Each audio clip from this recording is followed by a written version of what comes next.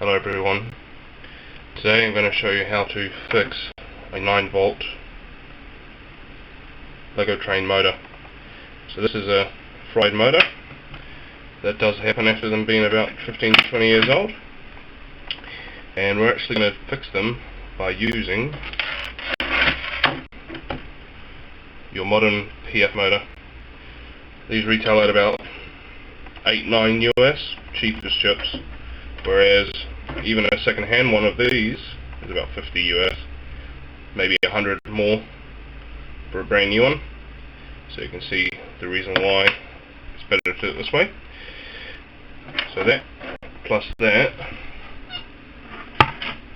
will equal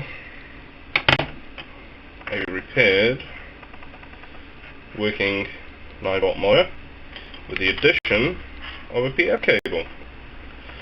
Perks to that is you can run the PF lights without needing to get that $10 cable what switches from 9-volt, what normally clips on here, to the normal power function cable.